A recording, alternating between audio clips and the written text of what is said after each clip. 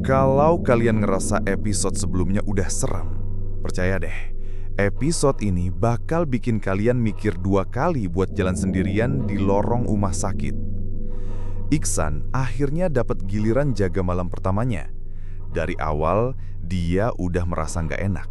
Dan ternyata, malam itu jadi titik di mana semua gangguan yang selama ini cuma sekilas berubah jadi nyata dan mengerikan. Jam menunjukkan pukul 11 malam.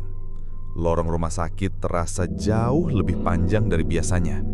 Suara jam dinding terdengar nyaring. Tik-tak, tik-tak.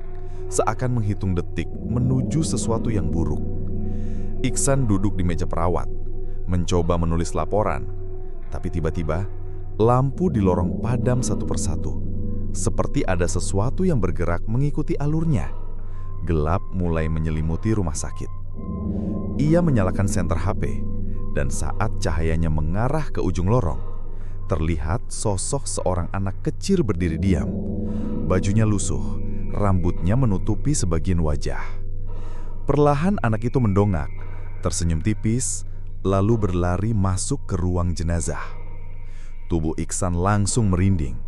Dia tahu ruang jenazah biasanya terkunci rapat, tapi sekarang pintunya terbuka sedikit, bergoyang pelan seperti habis didorong seseorang. Dengan langkah gemetar, Iksan mendekati pintu itu. Semakin dekat, aroma busuk makin menusuk hidung. Saat pintu didorong, ruangan itu kosong, hanya peti-peti jenazah yang tersusun rapi. Tapi tiba-tiba, terdengar suara roda berankar bergesekan dengan lantai. Krek, krek, krek. Iksan menoleh cepat. Di sudut ruangan, sebuah berankar bergerak sendiri. Dak. Jantung Iksan hampir copot. Saat ia sorot dengan senter, terlihat ada tubuh terbaring di atasnya, ditutupi kain putih. Perlahan, kain putih itu bergerak jatuh, memperlihatkan wajah pucat seorang dokter tua dengan mata kosong. Iksan mengenalinya dari foto lama yang tergantung di dinding rumah sakit. Dokter itu sudah meninggal belasan tahun lalu. Kenapa kau ada di sini? Rumah sakit ini bukan tempatmu. Suara dokter itu berat seperti datang dari perut. Iksan hampir menjerit, tapi tiba-tiba pintu ruang jenazah menutup keras di belakangnya. Gelap makin pekat. Dari arah rak jenazah terdengar suara ketukan. Satu persatu peti kayu bergetar seolah-olah ada yang berusaha keluar. Tok, tok, tok, tok, tok. Suara itu semakin keras, bercampur dengan suara rintihan dan tangisan. Iksan menjerit, menendang pintu ruang jenazah sekuat tenaga. Saat pintu terbuka, ia langsung berlari keluar ke lorong. Nafasnya tersenggal, keringat dingin mengucur deras. Tapi lorong itu bukan lagi lorong yang biasa. Lampunya padam total.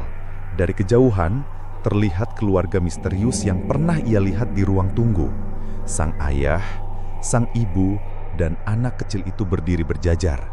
Wajah mereka pucat, matanya kosong, tubuh mereka kaku seperti mayat. Anak itu melangkah maju, suaranya lirih. Mas, ikut sama aku, biar kita bisa jadi keluarga. Iksan terdiam, tubuhnya terkunci ketakutan. Dan tepat saat anak itu mengulurkan tangan, alarm rumah sakit berbunyi keras, membuat semua sosok itu menghilang. Iksan terjatuh di lantai, gemetar. Malam jaga pertama hampir merenggut nyawanya. Malam itu, Iksan sadar, gangguan di rumah sakit ini udah nggak main-main. Mereka nggak cuma nunjukin diri, tapi juga manggil namanya, ngajak dia ikut ke dalam dunia mereka. Tapi ternyata, apa yang Iksan alami malam itu baru awal dari rahasia paling kelam rumah sakit tua itu. Karena setelah ini, ia akan dipanggil menuju tempat yang seharusnya udah ditutup selamanya.